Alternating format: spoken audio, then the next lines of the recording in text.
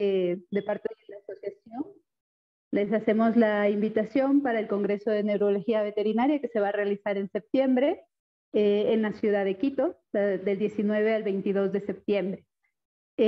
Ahora vamos a tener una charla que es el síndrome de Horner con nuestro querido doctor Fernando Vivar, que nos va a ayudar. Él es médico veterinario, director médico del Hospital Animalópolis en la ciudad de Guayaquil, Ecuador. Es el jefe de servicio de neurología del hospital. Cuenta con un posgrado de especialidad en clínica y cirugía de la Universidad Autónoma de Barcelona. Además, tenemos un diplomado de neurología avanzada, un diplomado de neurología clínica, un diplomado de neurocirugía y 2 diplomados de imágenes avanzadas de la primera y segunda edición del BEDESCAM. Muchas gracias por estar con nosotros el día de hoy, doctor. Sea bienvenido y por favor podríamos comenzar.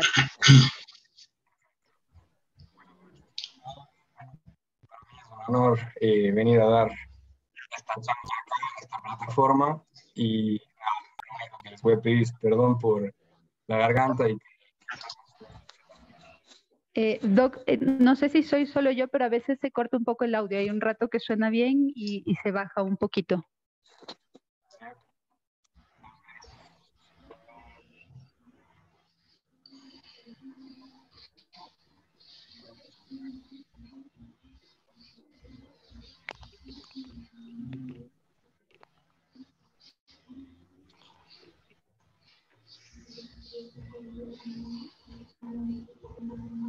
Ok, ¿se escucha mejor ahí? Ahí sí. ¿Estamos? Sí, estamos. Ya. Perfecto. Bueno, les voy a pedir un poco de disculpas, ¿verdad?, por la voz, pero bueno, voy a hacer mi mejor esfuerzo. No, la verdad es que estoy bastante grato de poder presentar esta charla en esta plataforma. La verdad es que para mí es un honor y espero hacer esta charla lo más didáctica posible, lo más entendible. No es un tema exageradamente amplio, pero sí es bueno hacerlo de la manera más metódica posible, ¿no? Y sobre todo con la mejor pedagogía, que es al final lo que nos va a servir muchísimo en la clínica diaria. Así es que, bueno, igual vamos avanzando con este tema y cualquier pregunta que tengan me van comentando. Bueno, el síndrome de Horner también se le denomina síndrome de Claude-Bernard o Bernard-Horner.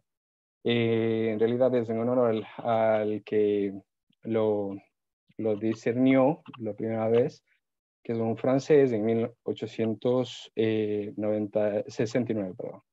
Entonces, este oftalmólogo empezó a describir como una alteración simpática. Y efectivamente eso es el Horner. El Horner es una lesión básicamente de la inervación simpática. Es un déficit de este trayecto, de esta forma de manejar la pupila, ¿sí? De dilatarla sobre todo. Nos sirve a las especies mamíferas en general como un método de protección, de huida, de protección básicamente, ¿sí? Entonces al dilatar la pupila por algunos neurotransmisores, lo que va a pasar es que se va a dilatar mediante músculos y mediante todo lo que está inmiscuido, que vamos a irlo abordando poco a poco como tal, ¿sí? Entonces, vamos a decir que es una alteración directamente relacionada sobre el músculo dilatador de la pupila, ¿sí? Y es una disregulación de norepinefrina sobre los receptores alfa de estas uniones, donde se va a dar este efecto por parte de las vías simpáticas. Y se desarrolla un modelo de 3 como categorías, vamos a llamarlas así, ¿sí? Donde van a estar inmiscuidos 3 neuronas. La neurona de primer orden, la neurona de segundo orden, tercer orden. Primer orden va a estar relacionado con la neurona central, vamos a llamarla central. La neurona de segundo orden, cuando hablo de segundo orden, vamos a referirnos a la neurona preganglionar, y de tercer orden como la neurona postganglionar en este caso, ¿sí? Los síntomas clásicos son 3, son muy limitados. Hay otros como adyacentes que ya vamos a irlos mencionando en base a las presentaciones clínicas que nosotros podamos irlas observando y demás. Y vamos a ver una ptosis, que va a ser una caída del párpado, un enoftalmos, que va a ser una retracción del globo ocular, que ya vamos a ver por qué y qué músculos están inmiscuidos y cuál es el motivo por el cual el ojo, en el caso de los perros y los gatos, a diferencia de las personas, se produce en este síndrome, ¿no? Y concurrentemente la miosis, ¿sí? Una contracción pupilar bastante arraigada. Y este gráfico que está aquí, lo vamos a delimitar. Esto es lo clásico. Y después vamos a ver por qué el gato usualmente tiene una tendencia mayor a tener esta protrusión del tercer párpado, ¿no? Entonces, básico, este gráfico es un poco básico, en realidad es un abreboca de todo lo que vamos a ir tocando, un poco de neuroanatomía.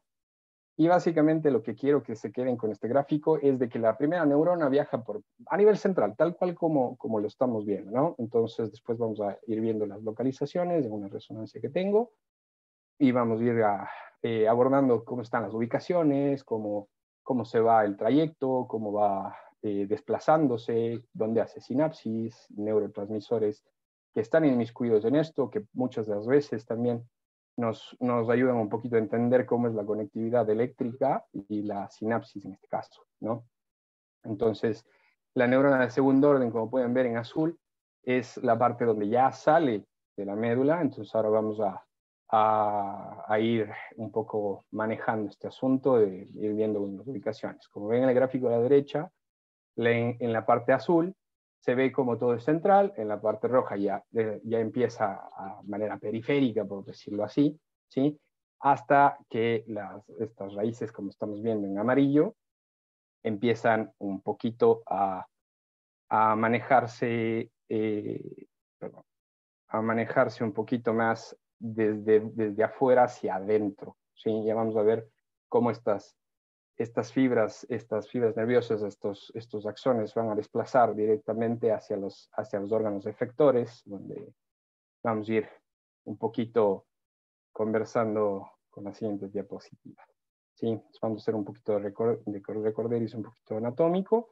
Sé que esta resonancia, para hacerlo un poquito más práctico, mis dibujos son malísimos, así es que espero que sepan entender esto, pero la idea es hacerlo lo más didáctico posible, ¿no? Entonces vamos a empezar diciendo que la neurona central empieza a nivel del hipotálamo y este aquí va a viajar directamente al tronco del encéfalo, directamente hacia un área del funículo lateral que se conoce como tracto tegmentoespinal. ¿Sí? Este tracto tegmentoespinal va a estar en la sustancia blanca, o sea, afuera, en la parte más lateral de la médula espinal, y que se va a desplazar directamente hasta la intumescencia C6T2, en donde se va a conectar, en este caso, en las vías simpáticas, va a estar relacionado con el segmento T1, T2 y T3, donde va a ser la sinapsis. De ahí, en este momento, es donde desde el tracto tegmentoespinal van a viajar hacia el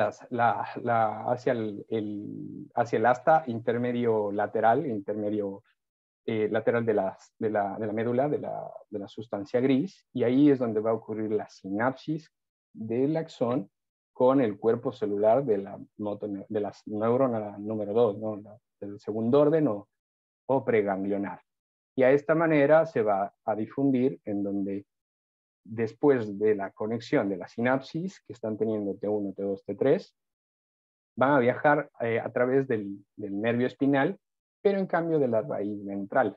Entonces van a ir por la parte de abajo, ¿sí? de la raíz ventral, que ya tengo un gráfico en un corte transversal, donde podemos un poquito más explicar esta salida. Entonces, antes de nosotros tener la bifurcación del nervio en raíz ventral y dorsal, van a generar y se va a separar directamente hacia una rama que se llama rama comunicante y va a estar justo antes de la bifurcación de la raíz dorsal y ventral, ¿sí? Entonces, esta rama va a permitir que se conduzca directamente hacia el tronco simpático, que se va a estar un poquito más afuera, obviamente, de la médula espinal, y directamente se va a conectar con el ganglio, donde no va a ser sinapsis todavía, ¿sí? Esta segunda neurona no va a ser sinapsis. Todo lo que ven en amarillo es la neurona de segundo orden. Entonces, todavía no va a ser sinapsis, y este ganglio se llama ganglio cervical torácico. Este ganglio cérvico torácico está un poquito más estrechamente relacionado con los procesos, por ejemplo, de abulsión de plexo braquial. Y también está ubicado anatómicamente en el polo craneal del lóbulo craneal, ¿sí? En la superficie del lóbulo craneal, del pulmón. Entonces, es por eso que algunas patologías que nosotros podamos determinar, de tipo oncológico sobre todo, que en medicina humana hay una muy arraigada que se llama tumor de Pancoast, es un carcinoma, es una base epitelial de células pequeñas, pero en veterinaria se ve, bueno, sí, las estirpes de carácter celular, o sea, de carácter epitelial, y también el linfoma, y también algunos tumores de vaina, en este caso, ¿no? Entonces, eso explicaría este trayecto. Luego va a ir al ganglio, que es la bolita amarilla número 2, que es esta parte de aquí. Este va a corresponder al ganglio cervical medio, ¿sí? Este de aquí va a conectar directamente junto con el nervio vago, y van a crear lo que vimos en esta anterior diapositiva,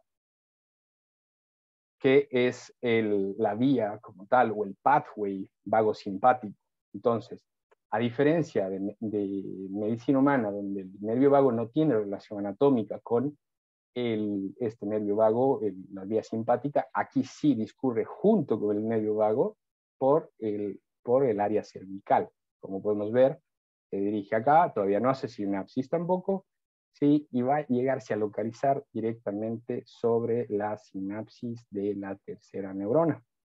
Entonces, esta tercera neurona la vamos a denominar, como les dije antes, postganglionar.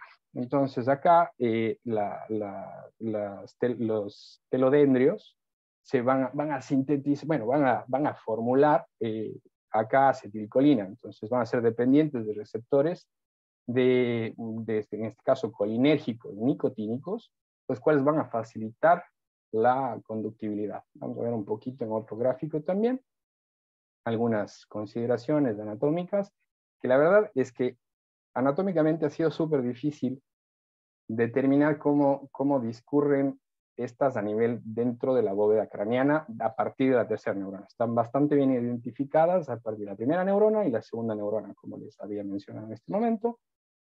Y estos axones, estos cuerpos, van a discurrir muy cerca de la huella timpánica, ¿sí? ¿En qué parte exactamente van a estar ubicadas? Justo en la parte ventral, en el aspecto ventral, en el aspecto medial, ¿sí? Ahí se va a encontrar este ganglio, que se llama ganglio cervical craneal, ¿sí? Entonces, después de este nervio cervical, este ganglio cervical craneal, van a descubrir estas fibras que nos estaba mencionando, y algunas fibras van a alcanzar a la carótida interna, van a alcanzar a la carótida externa otras, y las que van a alcanzar la carótida externa usualmente van a estar más relacionadas con el trigémino en la rama facial, ¿sí? Y en cambio, con el aspecto de la neurona de simpática que alcanza la carótida interna, va a estar un poco más estrechamente relacionado con la inervación directa sobre los músculos del ojo, ¿sí? Los músculos del ojo, en este caso los periorbiculares, y obviamente los músculos visos del párpado, en el gato el tercer párpado, y también obviamente el dilatador de la pupila, que es el que nos manifiesta muchísimo esta signología. Entonces vamos a ir avanzando, y estas son las vías que van a pertenecer al ojo, a la inervación simpática, la dilatación de esta pupila. Como les explicaba antes, en este corte transversal, lo que vemos es la sustancia blanca en el punto A, ¿sí? Cómo empieza a meterse dentro de la sustancia gris, directamente en el asta intermedio lateral, ¿sí? En donde va a hacer sinapsis con el cuerpo de la neurona, y del segundo orden, y esta de allí va a discurrir directamente por la raíz ventral del nervio espinal antes de la bifurcación, en este tramo cortito, ¿sí? Aquí va a estar unido dentro de este paquete. Y en F vamos a estar ya con la rama comunicante, como habíamos conversado con anterioridad. Y este de aquí es un poquito la ejemplificación o la propuesta anatómica de cómo llega a discurrir, donde tenemos el asterisco, está relacionado con el trigémino, cerca del ganglio trigeminal, en realidad, en el aspecto ventral del ganglio trigeminal, en donde va a ir por la fisura orbital y se va directamente a formar. Todas estas fibras van a formarse el nervio nasociliar. Y este nervio nasociliar se va a convertir al final en el el nervio ciliar largo, que este va a inervar los músculos periorbiculares, el músculo dilatador y en el caso del gato, como les mencionaba, en el tercer párpado. Así es que esto más o menos es como la reseña neuroanatómica de cómo discurre esta inervación simpática. Es algo bastante minucioso que requiere un poco de conocimiento para nosotros poder intuir dónde podemos llegar a realizar un examen, un procedimiento diagnóstico como tal. ¿Sí? Vamos a hablar un poquito de signos clínicos. Con respecto a la signología clínica, definitivamente ningún paciente va a ser igual que otro. Si bien es cierto la inervación de la neurona postganglionar, en este caso la tercera neurona, la que está cerca de la bulla timpánica, que es como lo muy común que vemos, va, por ejemplo, en el aspecto con relación, perdón, a las neuronas centrales, las de primer orden, es muy poco probable que sean aisladas, es decir, tiene que ver también con alguna otra alteración, sobre todo, por ejemplo, lesiones cervicales, porque dentro de la médula, cerca de la sustancia blanca como tal, también discurren las vías propioceptivas. Entonces, lo más común, si es que tenemos una alteración a este nivel, es una ataxia propioceptiva, ¿sí? Ya vamos un poquito más adentro, ¿sí? Dentro de la bóveda craneana, lo más probable es que tengamos compromiso de conciencia, y si es que es muy profunda la lesión, definitivamente tener incluso alteraciones relacionadas con mesencéfalo o con el equilibrio, en este caso directamente con el cerebelo, o lo más probable es que tengamos una ataxia de origen vestibular, por ejemplo. ¿Sí? Entonces, este tipo de alteraciones son las que nos permiten un poco neurolocalizar en base a la historia clínica, en base a la presentación clínica, e ir un poquito hilando con este tema para poder hacer un buen abordaje diagnóstico. Entonces, lo común de estos signos, como les había mencionado antes, fíjense en este paciente, el ojo izquierdo, la pupila normal, ya de por sí tienen ligera tosis fisiológica esta raza, pero fíjense cómo tiene esa enoftalmia, esa pupila más pequeña que la otra, está con la misma iluminación, ambas están con la misma iluminación, y ya vamos a ver qué tiene que ver con el tema de la fotoestimulación, con todas estas características que nosotros podemos ir diagnosticando en el examen neuro, ¿sí?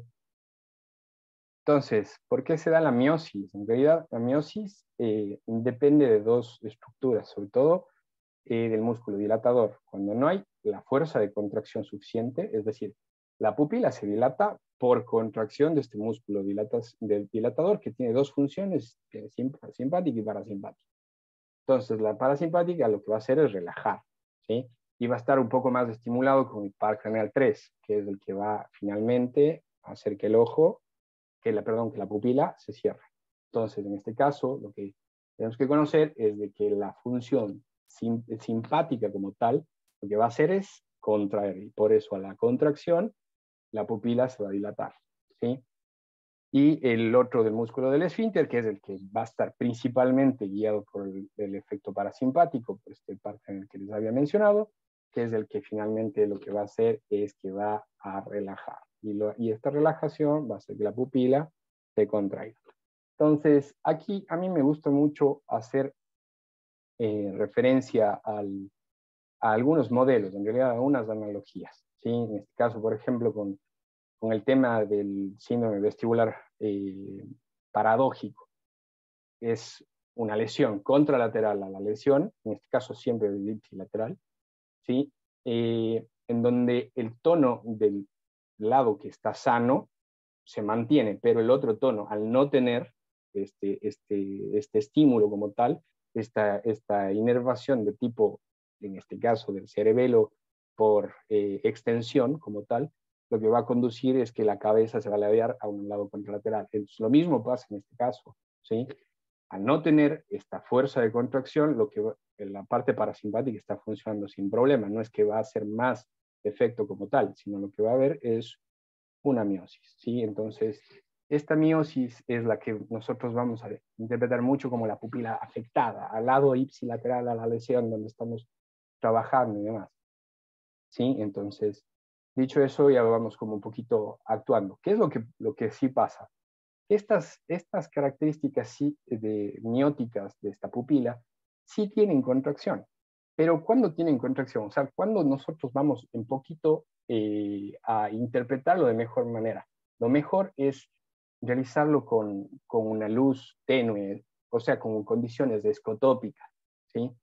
Entonces, estas condiciones escotópicas, perdón, lo que van a hacer es permitir a nosotros que la otra pupila se dilate con mayor escándalo, por decirlo así, y la otra pupila se va a permanecer mucho más chica, es decir, se va a acentuar muchísimo este tipo de signos. De hecho, las anisocorias como tal, que se producen,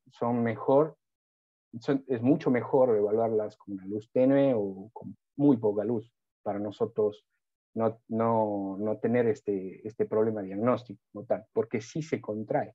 Todavía el efecto parasimpático está presente, entonces a la estimulación fotolumínica de una pupila ya de por sí miótica se puede ser mucho más miótica, ¿sí? Entonces eso nos permite un poquito ya ir diferenciando de signos y dar un correcto diagnóstico, ¿no? Entonces sí que vemos estas pupilas más pequeñas que las otras y con estimulación fotolumínica ya un poquito más directo, ya lo iremos viendo un poquito mejor, ¿sí? La tosis, en este caso, bueno, aquí hay algunas discusiones de criterios, yo les voy a comentar definitivamente el mío, que la inervación también, como les dije, va a nivel de los músculos lisos del párpado superior, ¿sí? Y bueno, obviamente de todos va a regular estas fibras nerviosas, van a regular el tono de músculos delgados o estos músculos llamados de Müller. Lo que muchos autores mencionan, muchos colegas mencionan, es que por la enoftalmia presentan esta tosis, esta caída del párpado como tal. Pero si tiene una inervación simpática, en principio tiene que tener de seguro una relajación muscular, como sucede en el trayecto de los músculos de la cara por la carótida externa, por ejemplo. ¿Sí? Entonces, para mí, yo estoy más de acuerdo con que sí que tiene que ver la tosis por la inervación simpática del ojo, de los músculos que están alrededor del párpado, en este caso, ¿sí? Y definitivamente la caída del párpado no siempre responde a un enoftalmos. Entonces, que sí es por las dos, sí, definitivamente sí, por las dos es como que se agrava, por supuesto que sí, pero no es una vía única en mi opinión. Como podemos ver, ahí tenemos la caída del párpado y de un perrito de un. En el caso de la enoftalmia, los músculos, bueno, periorbitales circulares, los periorbitales van a estar inervados por estas mismas vías y al no tener lo mismo, tenemos una relajación. Pero ¿qué pasa? Que los músculos retractores del ojo, que esto no pasa, por ejemplo, en humana. En medicina humana no tienen el retractor bulbi, por ejemplo, ¿sí? Entonces, al no tener el retractor bulbi, no tienen esta enoftalmos que sí se presenta en medicina veterinaria. Lo que pasa es que los músculos periorbitarios circulares, al perder el tono, los que siguen manteniendo el tono van a ser los músculos retractores. Y estos músculos retractores lo que van a hacer es pasar el globo ocular hacia la parte más intracraneal, por así decirlo así, ¿no? Entonces se va a meter mucho más ese ojo, ¿sí? Es muy clara la interpretación de este hecho. Y como les decía antes, en el caso del tercer párpado, la protrusión del tercer párpado es pasiva, secundaria y sí al tema enoftálmico, ¿no? Entonces, cuando se produce el enoftalmos en los perros, sí que sale un poquito más esta membrana, pero en cambio en los gatos, al tener una musculatura lisa que también está inervada por las vías simpáticas, va a ser muchísimo más escandalosa, como podemos ver en este gráfico de acá.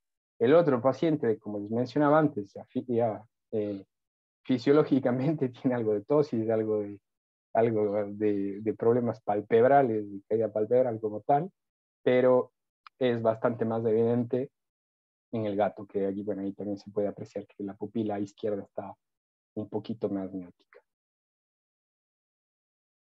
¿Y qué pasa con los defectos vasculares?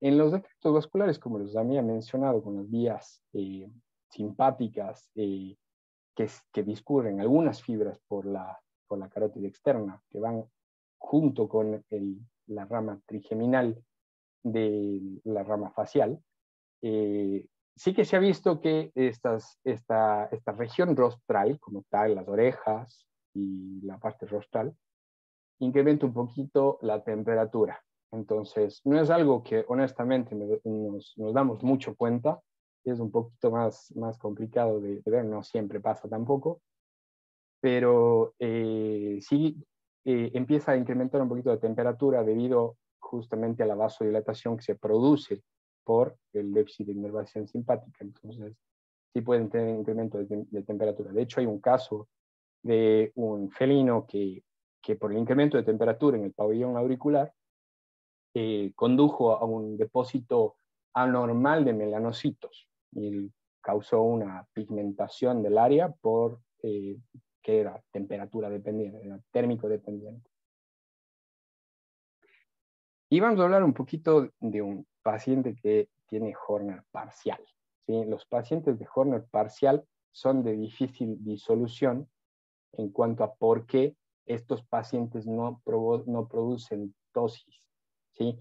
A veces no producen tosis, a veces no producen tampoco enoftalmia, pero sí que producen una miosis, ¿sí? Justamente, y estas pupilas sí se contraen, como ven la pupila en el lado izquierdo de la pantalla, vemos una pupila sin tanta fotoestimulación y la pupila de la derecha con fotoestimulación. Este es un paciente que tuvo un accidente realmente avulsivo dentro de su casa, no refiere ningún traumatismo craneoencefálico, y lo que pasó es que tuvo un problema de plexos, entonces al examen neuro, sin necesidad de elevar el cuello, la verdad es que no había necesidad, tenía una plegia muy lateralizada, ¿sí? Era muy monopléjico, entonces definitivamente no tenía sensibilidad de nada, entonces confirmamos el proceso avulsivo con la resonancia, en donde vemos todo el proceso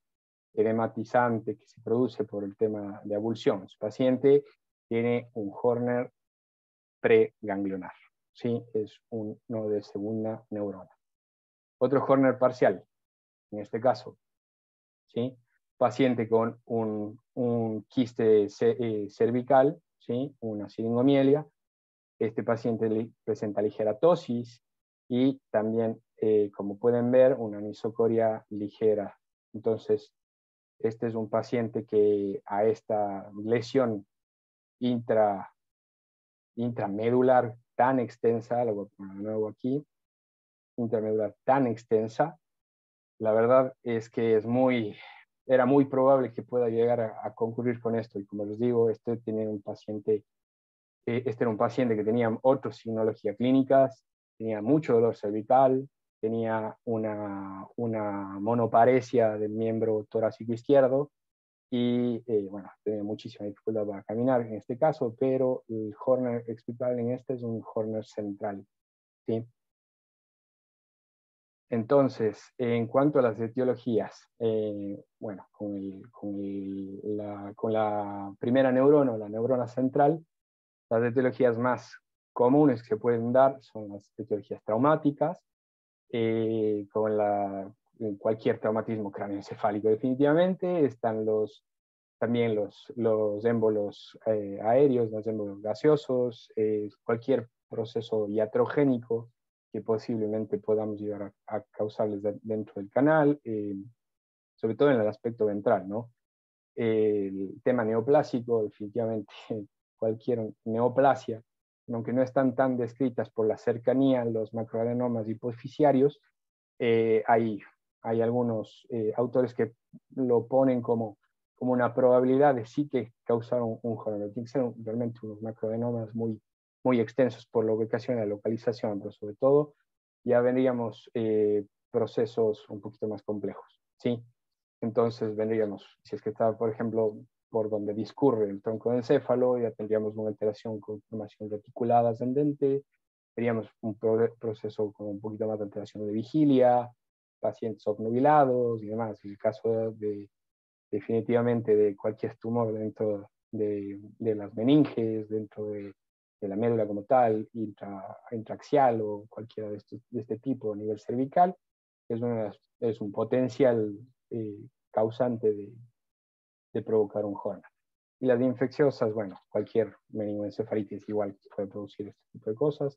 Se ha determinado también mucha correlación con neosporosis, pero bueno, en realidad puede ser cualquiera. El tromboembolismo fibrocartilaginoso también, y la polineuropatía diabética como afección neuroendocrina.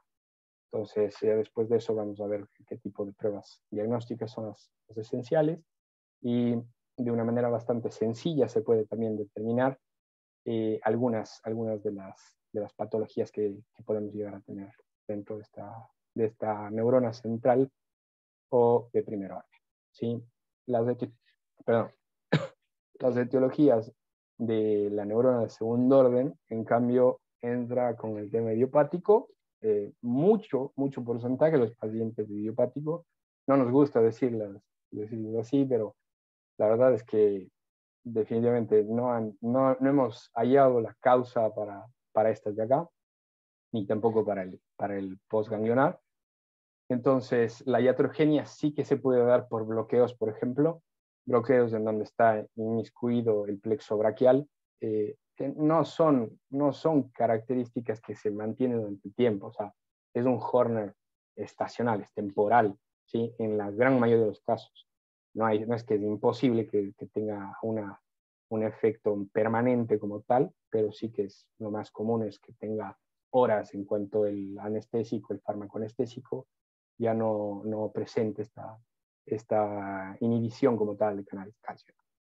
Entonces, también las cirugías de tórax, como les dije, está este ganglio cérvico-torácico, está a nivel del aspecto rostral craneal, del lóbulo craneal del pulmón, como tal, cada uno de los lados, y que sí, definitivamente una cirugía dentro de tórax posiblemente puede explicar algún tipo de Horner, que puede ser de la misma manera como los bloqueos, ¿no? Entonces, el tema del traumático, el tema del nacimiento, el exceso de tracción de los miembros puede ser uno de los causales de Horner. También, bueno, como el caso anterior que habíamos descrito, un proceso avulsivo, un proceso traumático por un atropellamiento, por una lesión de avulsión, por exceso de tracción, palanca además, puede llegar a provocar justamente este tipo de problemas. Con el tema neoplásico, como había mencionado, el linfoma y los tumores de vaina son como los mucho más descritos en este Horner de segundo orden como tal, ¿no? Pero en medicina humana, como les había mencionado, este tumor de Pancoast o estos tumores de estirpe carcinomatoso, pues es la primera causa en la que ellos piensan de por qué se produce un Horner. No van mucho a las otras áreas, van directamente a pensar eso. Entonces, obviamente, es una de las características que están como diferenciadas de medicina veterinaria con humana, ¿sí? por todas también las consideraciones anatómicas que antes les estaba describiendo. Y las mismas infecciosas, puede ser una ruta, y después ya con el tema del abordaje diagnóstico, pueden ser que tengamos un mejor proceso. Con respecto a las etiologías, estas son las que son muy comunes, ¿no? en medicina veterinaria, sobre todo en los gatos, ¿sí? Que es la característica alteración de bulla timpánica por la cercanía, como les decía, está a nivel ventral medial de ganglio, y también las vías discurren a través de la porción medial ventral y también medial lateral, ¿sí? Entonces, estas fibras van a pasar por debajo de la bulla, por decirlo así, y una alteración inflamatoria, edematizante, osteolítica, infecciosa, sí que puede llegar a causar una alteración de Horner de tercer orden, que lo vamos a detectar con un test bastante sencillo que se puede utilizar. Y bueno, dentro de las neoplásicas, bueno, los neuroblastomas y los paragangliomas, pero en principio puede ser cualquier cáncer, ¿sí? Cualquier cáncer. En mi experiencia ya lo veo más por procesos carcinomatosos, en realidad, antes con neuroblastomas, pero los neuroblastomas están como identificados con la primera causa neoplásica dentro del Horner de tercer orden, ¿sí?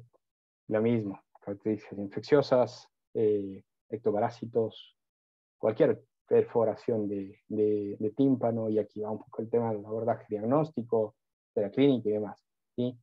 Y del tema de iatrogenia, en realidad está un poco más guiado por los procesos donde realizamos una osteotomía de bulla y ablación de conducto auditivo externo, ¿no? Trepanaciones y ablaciones.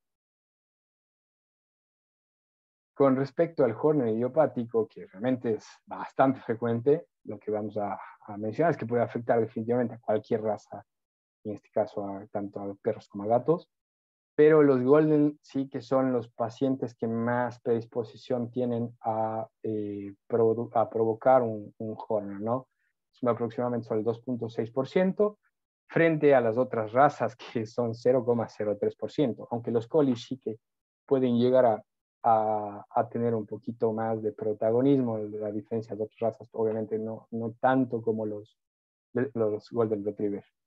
Se ve en edades aproximadamente de 5 a 8 años, pero eso no exenta que tengamos pacientes que pueden ir desde los 4 hasta los 12, 13 años, perfectamente. Pero es la estadística, así como la epilepsia, que de 1 a 5 años, que es lo común en el perro, bueno, sí se ha visto casos de epilépticos de 8 o 9 años, ¿no? Entonces, es lo mismo acá, simplemente la media está dentro de esa edad, y los gatos son el 40% de los Horners idiopáticos son en gatos, ¿sí?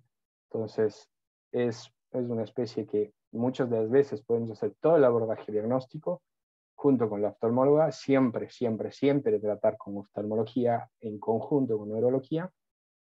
Este esfuerzo multidisciplinario realmente hace que nosotros tengamos mayores tasas de éxito con los pacientes, y obviamente dando la importancia que tienen que tener a todos los propietarios como tal, ¿no?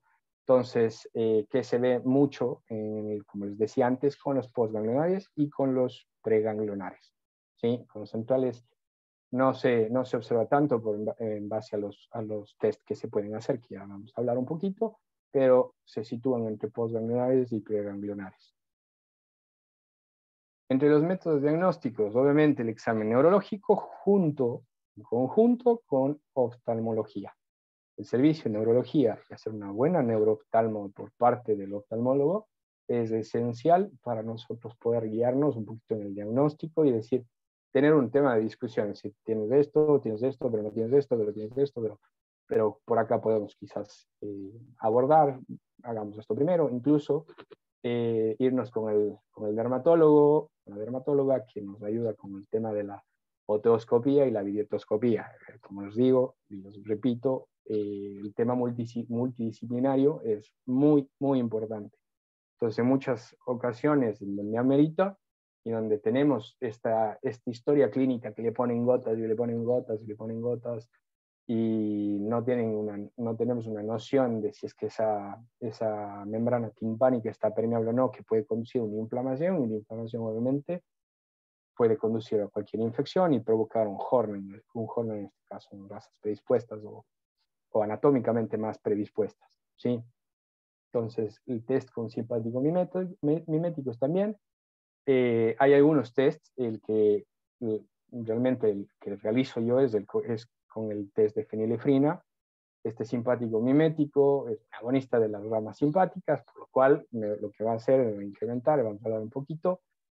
Y también existe el gold standard, es con cocaína. Nosotros, por nuestra situación acá, es difícil, muy difícil conseguirlo, puede posible del 5 al 10%, pero lo común es tener la fenilefrina al 1% o al 10%, ¿sí? Eso es como lo común. La del 10% es la que nos ayuda muchísimo con el tema diagnóstico, y la del 1% con el tema un poco más terapéutico, ¿sí? Entonces los test con simpáticos miméticos van bastante bien, nos ayudan a diferenciar en dónde está. Sobre todo es mucho más sensible el tema de la fenilefrina, es muy, muy, muy sensible para postganglionares, es decir, tercer orden, bulla, ¿sí? Para esos funcionan bastante bien, nos dan bastante información. ¿Y cómo es esto? Nosotros colocamos una de las gotas en el ojo afectado y esperamos aproximadamente entre 15 y 20 minutos, y si es que hay dilatación pupilar, perfecto, es neurona postganglionar de tercer orden. Podemos esperar de 20 a 40 minutos para lograr diferenciar si es que llega a ser una de segundo orden. No tiene tanta especificidad como la cocaína tópica, pero sí que nos da bastante información. O sea, nos puede por lo menos determinar si es que es central o no. Porque si es que pasa más de 40 minutos hasta una hora y no resulta en la dilatación pupilar, pues muy probablemente es de primer orden, o sea, una central como tal. Entonces, al tener este tipo de test nos facilita muchísimo el diagnóstico. Hay también otros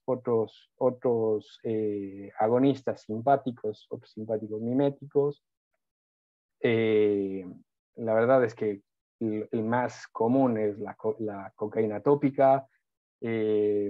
También el tema de la fenilefrina va bastante bien, o existen otros derivados de otras drogas que también pueden provocar este tipo de midriasis, ¿no?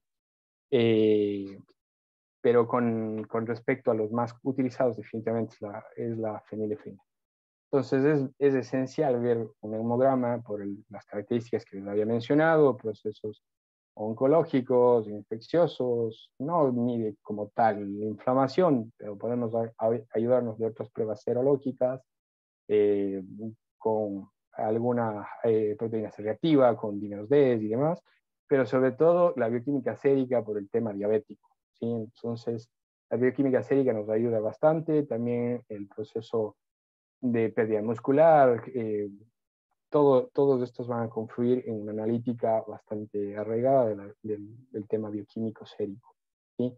La radiografía cervical y torácica sí nos puede ayudar en caso de no llegar a disponer del tema de la tomografía o la resonancia, ¿sí? En el caso de sospechar de una preganglionar o una postganglionar. No vamos a hacer absolutamente nada con una central con radiografía, pero sí que puede llegar a determinar muchas cosas, ¿no?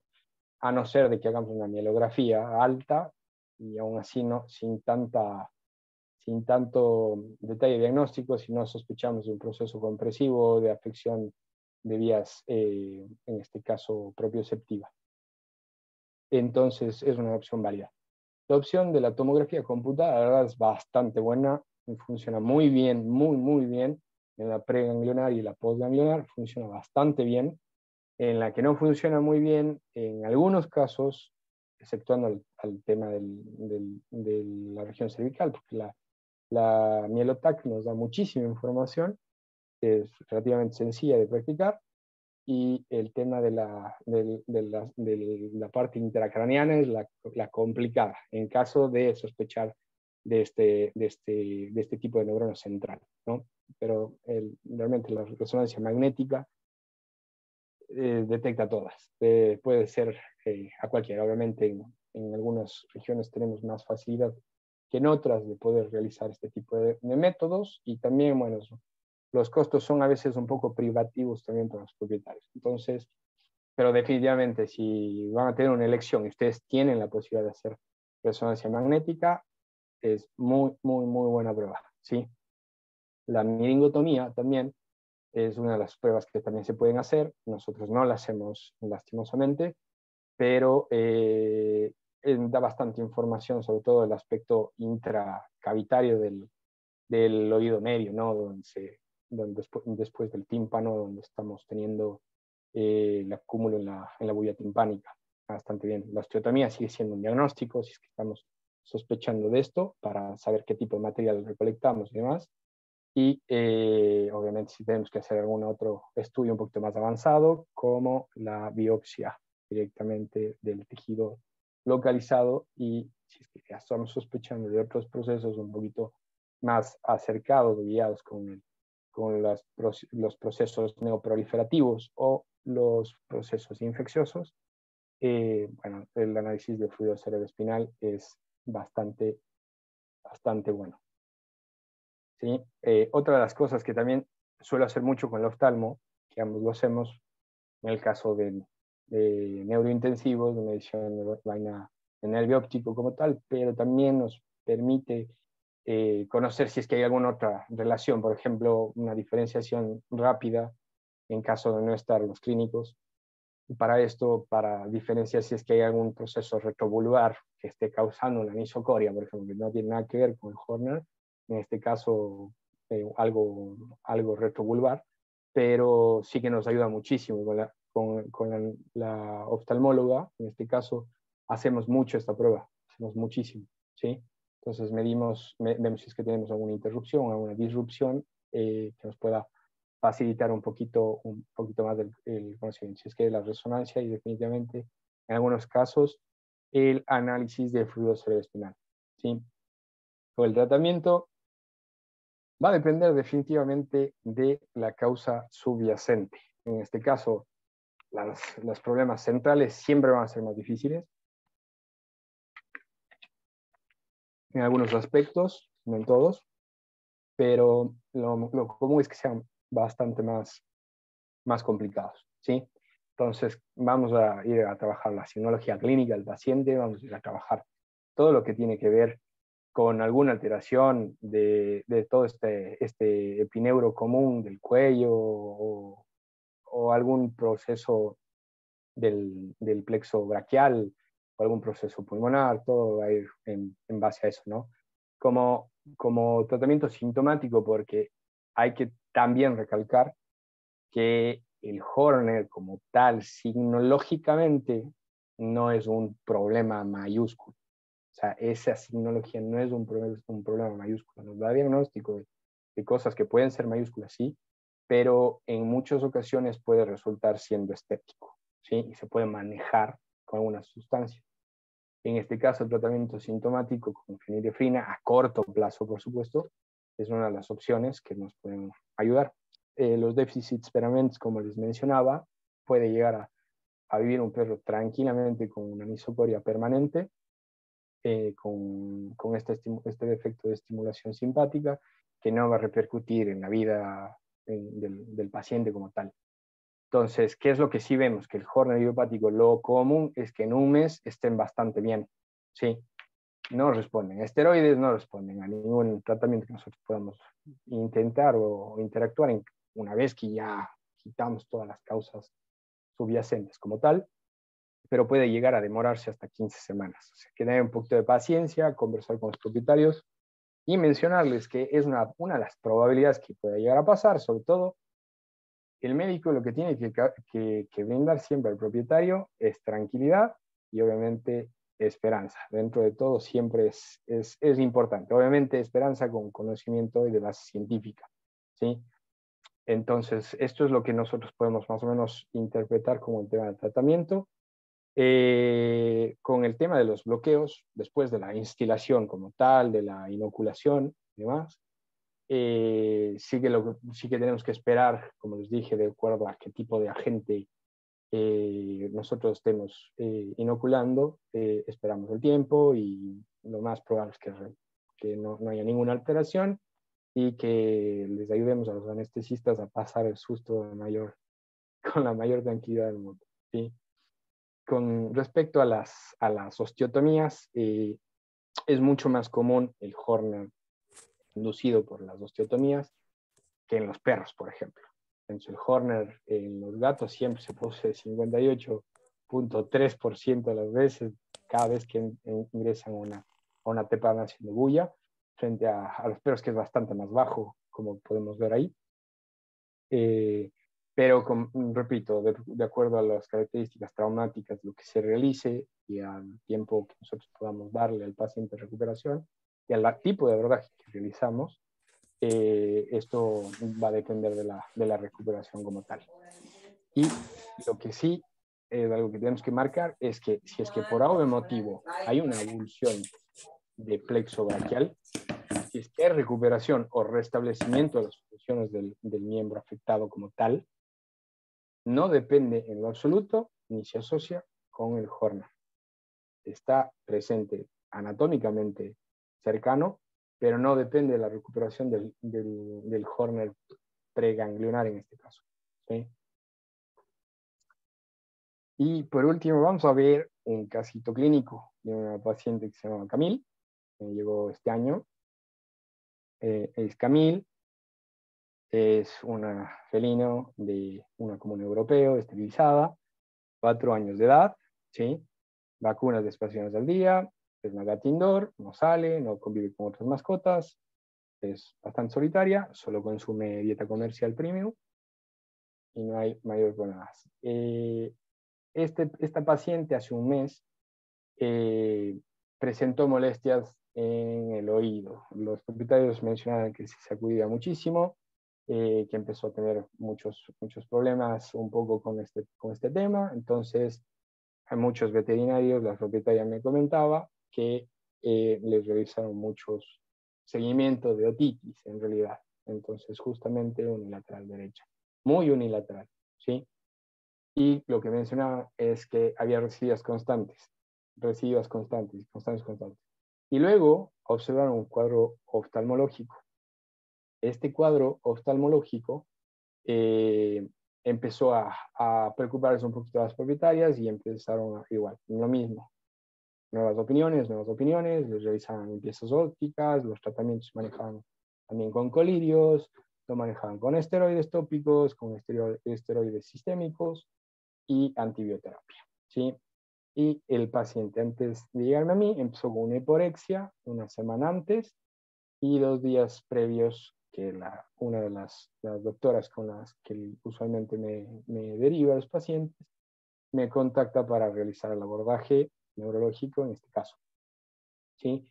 Entonces, 2 días de anorexia previos a la visita de neurología y en el momento que le atendí, obviamente ya no había casi nada de secreción. A ver si había, esta es una foto en realidad de casa, ¿sí? Todas las limpiezas ópticas que se hacía, era bastante complicado el tema del abordaje, por lo que la idiotoscopía se reemplazó directamente, obviamente con una adhesión junto con el oftalmo y con la persona encargada. Nos fuimos a realizar otro tipo de abordaje.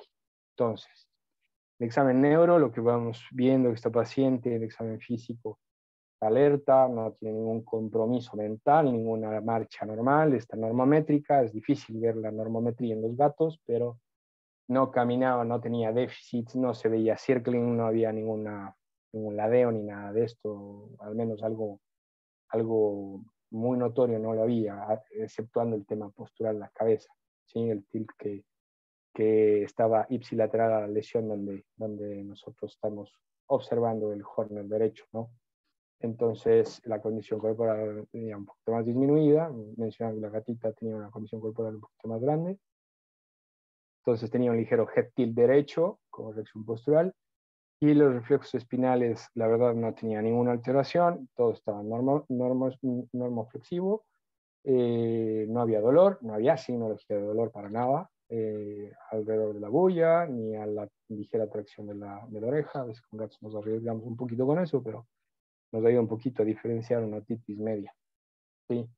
Entonces, los pares generales, bueno, el tercer par, como dije antes, no es que hay una afección como tal, sino es una ruta parasimpática por parte del lóculo motor, la cual conduce a la miosis, pero en realidad no hay ninguna alteración en este caso.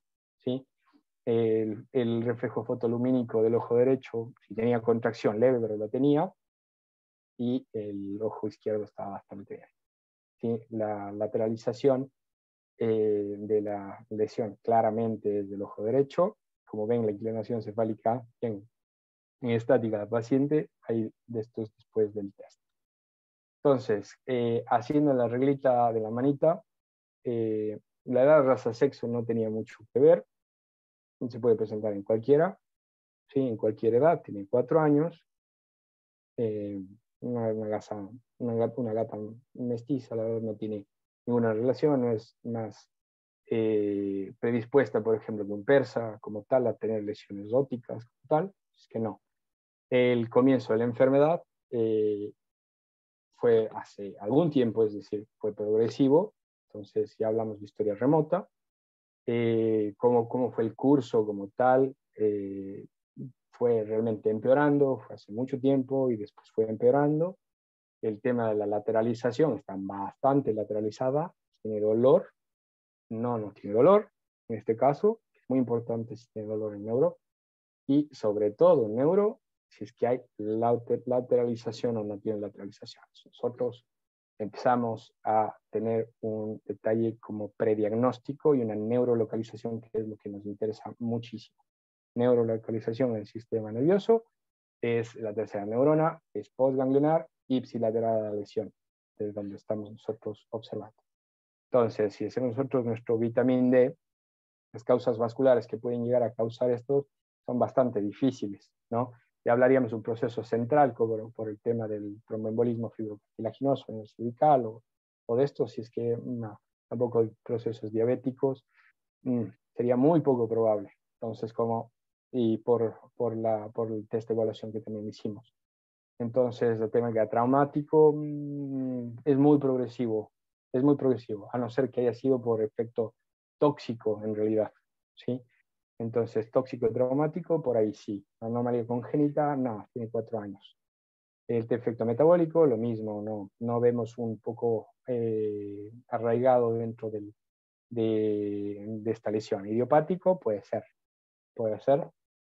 Neoplásico, también, como hemos visto con anterioridad. Y degenerativo, bueno, no tenemos un proceso degenerativo, salvo lo que se ha ido degenerando, que ya vamos a ver a continuación. Entonces, realizamos la estimulación con fenilefrina al 10%, ¿sí? Le colocamos la gota en el ojo miótico y a los 20 minutos vemos dilatación. Entonces, corroborada la neurolocalización, la lesión, y bueno, esta es una a los 40 minutos, ¿sí? En este caso, el perfil no demuestra absolutamente nada. Incremento quizás un poco de las globulinas sobre las albúminas por el efecto inflamatorio crónico, pero no vemos linfopenias, no vemos monocitosis, ni neutrofilias, ni nada con respecto a esto. No vemos plaquetas bajas, tendencia hacia la baja sí, pero no tenemos un proceso de este tipo y puede explicar quizás algo crónico, así como también alguna anemia, por ejemplo. En este caso no se observó nada.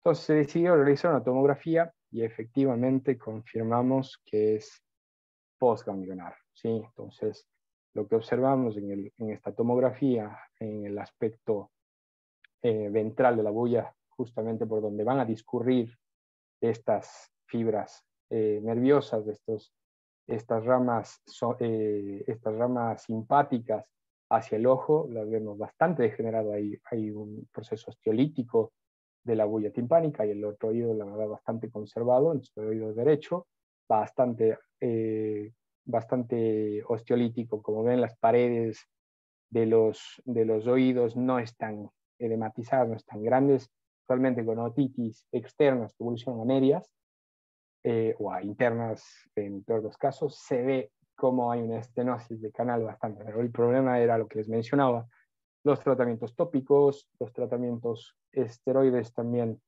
de manera sistémica y de manera tópica, entonces sí complica un poquito este diagnóstico, pero esta imagen es bastante válida. Como pueden ver acá en esta tomografía, en la reconstrucción 3D, ven cómo se ve bastante bien el proceso osteolítico de la bulla. Entonces nos fuimos directamente hacia este tejido, ¿no? Entonces hicimos un abordaje. Mención de la anestesista durante la tomografía. Muy difícil de realizar la apertura bucal, tenía mucha fibrosis, entonces, ¿qué es lo que nosotros podemos ir determinando también con el Horner? Estas fibras, antes de ingresar a la parte de la bóveda craneana, pasan por la porción petrosa y temporal. Entonces, la apófisis mastoidea también complica un poquito más el tema de la apertura bucal. Durante la inspección fue difícil realmente, son gatos, es bastante más complicado la evaluación de la boca como tal, pero durante la anestesia, la anestesista lo que mencionó, era mucha dificultad para intubación, muchísimo, de hecho tuvo que cambiar de tubo incluso. Entonces, esto es como algo de mención dentro del caso como tal. Entonces, se va a plantear una trepanación de bulla, la propietaria accede al procedimiento días después, la verdad fue un poco difícil convencerla de esto, pero la gata realmente empezaba a empeorar, entonces ingreso hospitalizada y 2 días después, porque lo empezamos a trabajar, lastimosamente no podíamos hacer de otra, que empezar a trabajar por la probabilidad infecciosa que podía llegar a tener, con obviamente medicaciones sistémicas y antibioterapias, terapias de dolor y demás, para ver qué tal iba funcionando. Pero lo mismo, problemas prequirúrgicos por la articulación temporomandibular. Entonces, se procedió con estos dispositivos supraglóticos que se usan en animales no convencionales y también, bueno, gatitos o perros muy chiquititos, para poder hacer la intubación. Y durante la cirugía, los problemas que hubo en realidad fueron problemas visuales. El cirujano me menciona intraquirúrgico que el tejido lo ve gelatinoso.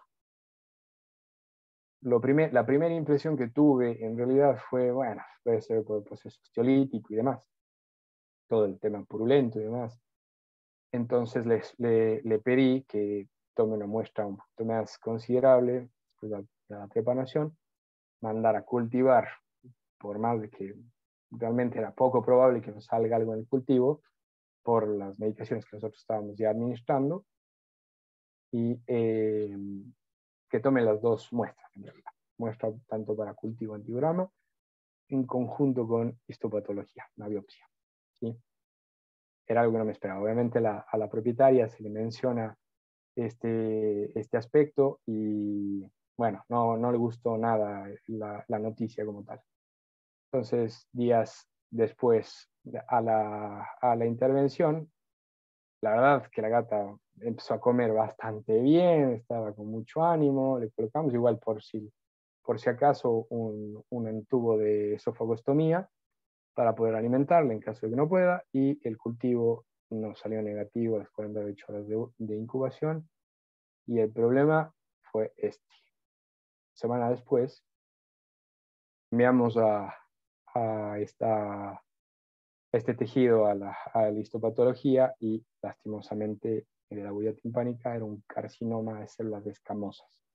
Una presentación bastante atípica, la manejamos con la oncóloga, igual junto con los propietarios, con las propietarias que estaban obviamente bastante complicadas con el tema del diagnóstico, fue bastante complicado el tema de la noticia como tal, y bueno, quisieron trabajarlo de manera de manera más oncológica. Yo estaba bastante de acuerdo, pero definitivamente le complicaba muchísimo el tema de la apertura bucal por esta articulación temporomandibular tan complicada.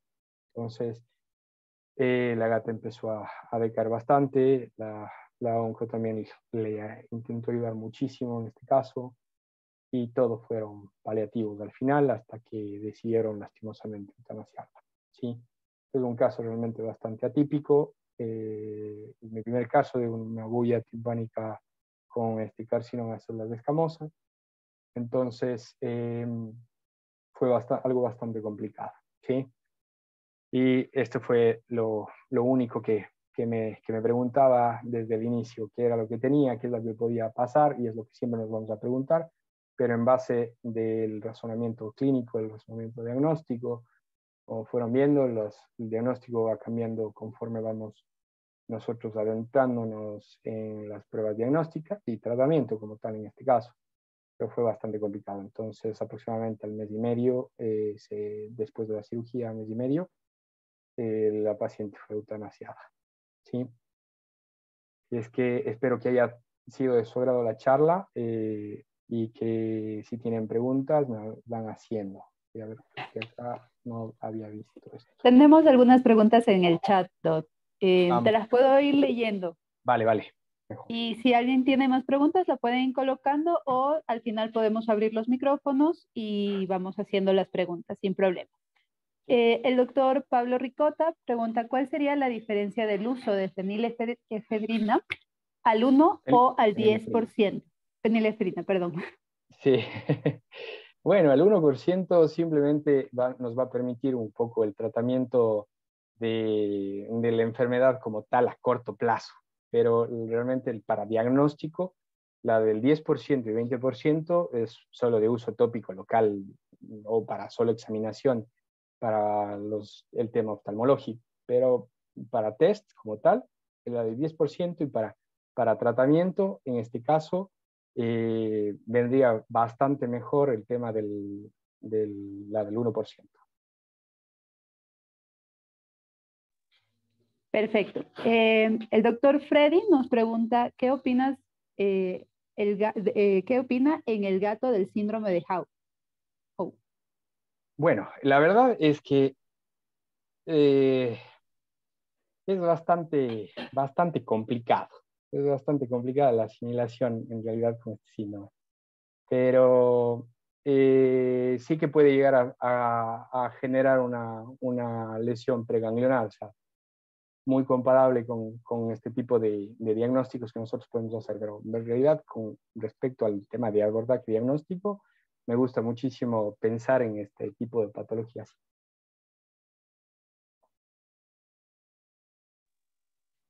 Listo. La siguiente pregunta de la doctora Lucía.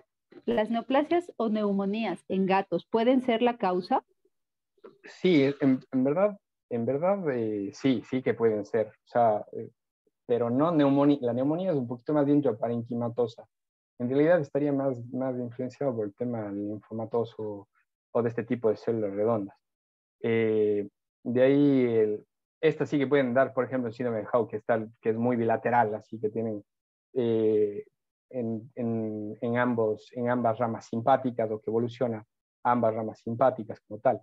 Pero sí, o sea, iría un poquito más allá. Perfecto. No lo pensaría mucho ahí. Ya. La doctora Paula, buena charla, muchas gracias. ¿Qué opciones de tratamiento existen para el síndrome de Horner de segundo orden traumático? Bueno, el aliviar la causa, definitivamente. Si es que es traumático, si es postfractura, edematizante, pues ir a trabajar el tema ortopédico tal, ¿no? Sería como que el gold standard de esto de acá.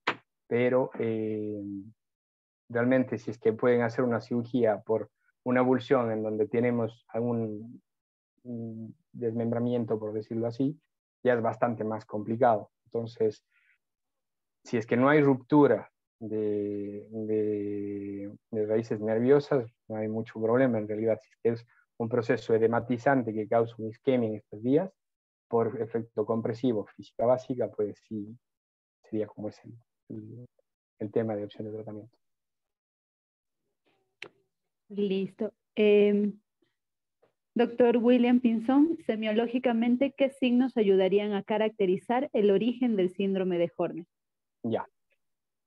El tema de que sean síndrome de Horner central, por ejemplo, definitivamente tiene que conllevar alguna otra signología clínica, proceso más central, ¿no? Pues, pacientes obnubilados o pacientes con muchísimo dolor cervical o con signología propioceptiva, por ejemplo, es bastante común, o sea, que pueda llegar a decir realmente este síndrome puede ser central, de neurona de primer orden, ¿sí?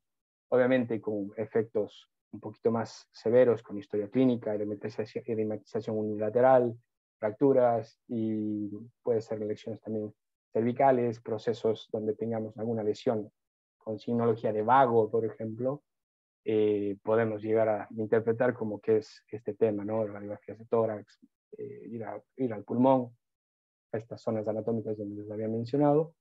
Y con respecto a las bullas timpánicas, bueno, es bastante notorio, la gran mayoría de las veces tienen este ladeo, puede estar acompañado incluso con un síndrome vestibular periférico, perfectamente, de hecho sí ha pasado bastante, y básicamente el test de fenilefrina nos ayuda muchísimo, pero como os dije, 10% va muy bien para el diagnóstico, 1% para tratamiento a corto plazo. Perfecto. La doctora Lucía, muy buena charla, gracias. El doctor Alberto, excelente, muy interesante, felicitaciones. La doctora Leslie, ¿las vías serían diferentes o en qué diferenciaría con el de Howe? No, en realidad es como un aspecto bilateral, es un aspecto bilateral. Las vías siguen siendo simpáticas, pero en realidad manejan similitud dentro de cómo discurren estas fibras nerviosas. Entonces no hay mayor tema como abordar, a no ser de lo que yo les había mencionado de las dos vías bilaterales, pero sí, puede ser. Estoy esperando, una persona tiene una pregunta, pero tenemos otra del doctor Gustavo. ¿Puede haber un Horner de tercer orden y el paciente mostrar signos centrales? No, en realidad no. Un Horner con signos centrales de tercera neurona, no debería. Lo que podríamos ver es algo directamente relacionado con las facciones faciales. Por ejemplo, en las personas, la anhidrosis es un poquito más un signo característico de estas iatrogenias que a veces pueden llegar a causar justamente al lado de la cara y que posiblemente pueden ser las que estén derivando este tipo de procesos.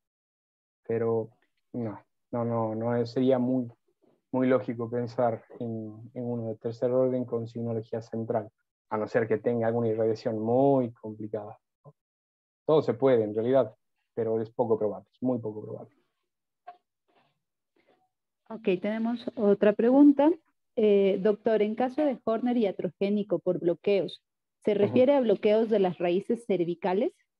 En realidad, los bloqueos están más a los plexos braquiales, pero definitivamente cualquier bloqueo a nivel de esta estructura anatómica, como les había mencionado, cómo discurre la inervación simpática postganglionar, sí que puede llegar a cursar con este efecto transitorio que habíamos mencionado, pero sobre todo a nivel de plexo braquial. Listo. El doctor que preguntó sobre los signos centrales dice, pregunto porque tuve un caso de tercer orden y a los pocos días el paciente tuvo un cuadro convulsivo.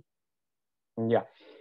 A ver, las lesiones de prosencéfalo, en realidad, a nivel telencefálico, puede ser que lo que se tuvo, en realidad, es un Horner central. O sea, porque de hecho están como muy discutidas si es que está anisocoria. La anisocoria, lo que siempre nos vamos nosotros a pensar es que tiene algún proceso prosencefálico o algún proceso mesencefálico. Pero ya verían signologías clínicas. ¿Sí? Realmente es poco frecuente. Tiene que ser algún proceso muy infiltrativo como para que cause justamente esta signología. Si se hizo todo el descarte con resonancia, con test de fenilefrina, con videoendoscopía y todo lo que les había mencionado, pues estaría bastante interesante conocer realmente la patología o la etiología de la gente que está causando esto. Y comenta que la prueba de fenilefedrina respondió a los 20 minutos. A los 20 minutos, sí, ya. Y si es que respondió a los 20 minutos, realmente es una de tercer orden, pero, repito, tiene que ser un diagnóstico bastante complicado o tener alguna otra lesión, algo más proliferativo que esté ahí, que no estemos viendo, ¿no? Lo que sí, las fibras nerviosas sí se van dentro, pero por ejemplo, veríamos procesos relacionados un poquito más con trigémino, ¿sí? Sería bien difícil, muy, muy difícil. Las ramas sí discurren dentro de la bóveda craneana, como dije antes, no están tan bien identificadas dentro de la bóveda craneana como tal, pero sí que pueden llegar a presentar este tipo de defectos. Definitivamente sí se puede, pero sería poco probable que sea la lesión primaria en tercera neurona. Listo. El doctor Esteban nos dice, excelente charla, doctor Vivar, felicitaciones. El doctor Franco nos pregunta, ¿se describe en felinos con sondas esofágicas ese daño y qué pronóstico tienen? En realidad no, siempre se tiene que abordar, bueno, la parte izquierda, donde anatómicamente es mucho más segura, pero la verdad es que pasa mucho más al medio, en realidad pasa cerca, o sea, exactamente está bastante lateral hacia los cuerpos vertebrales. Entonces, como que va cerca de los cuerpos vertebrales. Tiene que ser algo muy, muy invasivo como para causar, pero veríamos, por ejemplo, lesiones un poco más asociadas a procesos de nervio vago, hipotensión, bradicardia, respiratorias y demás. O sea, tiene que ser algo bastante más traumático. Pero si el proceso se hace de una manera bastante periférica, como es con la pinza anatómica curva, la Kelly, en principio no tiene por qué causar este tipo de problemas. Listo. Nos comenta el doctor que estábamos hablando de los signos centrales, fue una derivación. No sé si hicieron algún estudio. Yo le indiqué al clínico que lo derive al neurólogo. Muchas gracias por las respuestas. Y sería lo el máximo. doctor Enzo Bosco, excelente charla, felicitaciones. Nos vemos en septiembre. Gracias, maestro. No sé si es que hay más preguntas, tal vez si alguien desea abrir su micrófono o eso sería todo por ahora. Igual recuerden, los invitamos al NeuroLatinVet que se va a realizar acá en Quito, Ecuador, del 19 al 22 de septiembre. Están todos invitados, esperamos que puedan asistir. El doctor Eduardo, muchas gracias por la charla. Entonces, si no hay preguntas, doctor Fernando, muchísimas gracias por estar acá junto a todos. Excelente charla, has tenido muy buena acogida, muchas preguntas, entonces vamos bastante bien. Todos los doctores agradecen mucho, excelente charla. Venga, doctor Franco, Galápagos es hermoso. Venga. Venga, todos están muy bienvenidos. Gracias a todos por asistir. Fer, muchas gracias, excelente. Nos estaremos viendo en las próximas charlas, ¿sí? Sí, nos vemos en septiembre y un abrazo grande a todos, mis mejores vibras y muchísimas gracias por escuchar esta charla y me disculpan por la voz. Un abrazo grande. Tranquilos, muchas gracias, chao. Bye.